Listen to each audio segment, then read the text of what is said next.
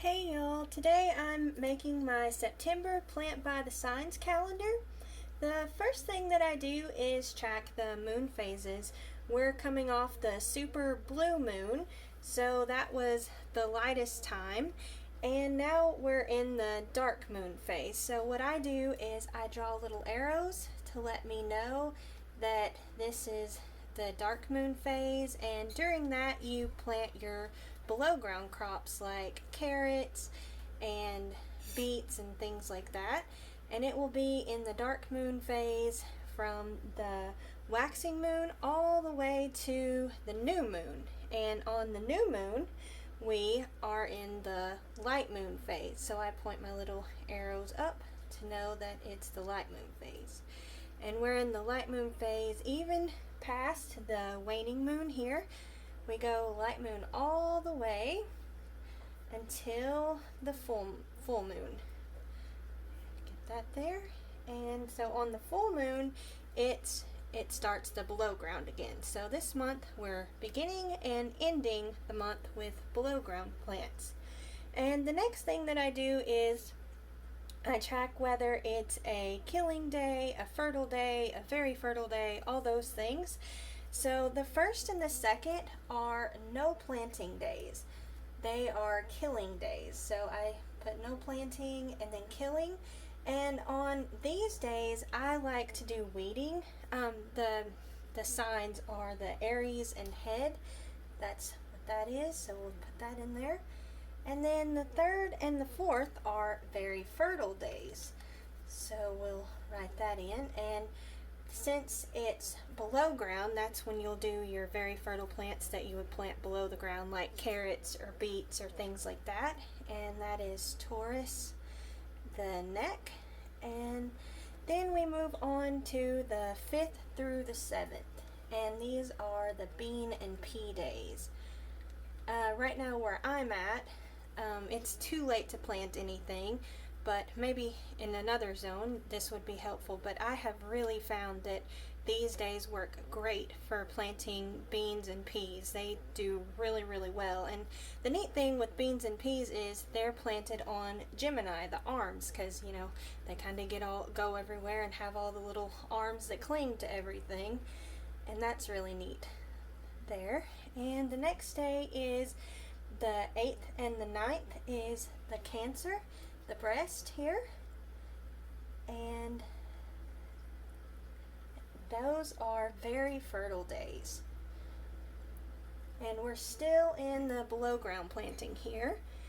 And then the 10th through the 12th is more no planting days. These are killing days. And again, I like to do all my weeding on these days. And this is all Leo the heart here. And the next days are the 13th through we'll just do the 13th and the 14th. Those are the flowering days. So you would plant your flowers on this. Some people say that your vegetables don't do as well on these days. I'm not 100% sure on that. I've experimented and I don't really think I noticed too much of a difference. So that one's Virgo, the bowels. And then the next flowering days are the next 3 days, the 15th, 16th, and 17th. These are all flowering days. Got lots of those, so it'd be good to plant lots of your fall flowers, like if you can do calendulas and maybe even pansies and things like that. This is all Libra, and that's the rains here on that one. And we are also on above ground days on these, so that works out perfect. So it's above ground and it's flowering days, so that is really, really good. Then the next thing is the 18th and the 19th are more very fertile days, and that is Scorpio, the secrets. And then the next days is the 20th and the 21st are very fertile days. And those are Sagittarius, the thighs. And let's see, on the waning moon, we have more fertile days, 2 more fertile days, and that's Capricorn, the knees. So we'll write that they're fertile days, and Capricorn, and the knees there. And then we're down here on the 24th and 25th, we have even more fertile days. We are really lucky this month to have so many good days. So these are fertile as well. And that's Aquarius, the legs. There. And then we've got the 26th and 27th are very fertile days. And that is the Pisces feet. There. And the last few days, let's see, the 28th and the 29th, I guess we got a little bit more to go. Those are more killing days. So we actually have a lot of weeding days here. That's really good. And I just remember no planting on these days. I've actually done this before and planted on a killing day, and unfortunately it was a perennial, so it didn't do as well. So I am a big believer in this one. And we're back to Aries, the head here. And then on the last few days we've got the 30th here, but this goes all the way through to October 2nd. So it may be a few days before I get my video out, so you know that up until October 2nd are very fertile days. And that is the Taurus, the neck again. We're just starting over. There we go.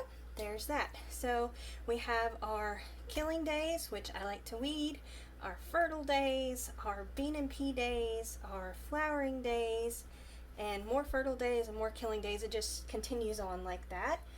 There are also some ember days. Now, these are kind of different. Some people say that it's not good to plant on these days, and those are the 20th, the 22nd, and the 23rd. I've planted things on these days and I haven't really noticed much of a difference, but if you want to be as safe as possible, I wouldn't plant anything on those. And there's not really any good days for changes, but just in general, the dark moon phases is the best time to make any of those changes. Like, even if you have to have things like surgeries, if it's an emergency, absolutely anytime. But if you have the option of elective surgeries or dental work or things like that, it's a lot better to do that in the dark moon phases, where all the energy is going out of the body. That's best. And if you have gravel you need to put down, or fence posts to put in, or garden stones, or anything like that, that's all best to do in the light moon phases, and that helps your gravel and fence posts and things like that to not sink into the ground. And also, I've done further research and found out that there are certain days that are best to do your harvesting. And if it's above ground fruits, they are best to harvest on the waxing moon or the full moon. Those are the best days where all the sugars are increased and the moon is like pulling it, and it's best to harvest then. And if you have below ground plants, those are best to do on the waning moon here. And like the waning moon here, and the sugars get pulled down to the roots of the fruit. So that's really cool. But that's what I track with this calendar.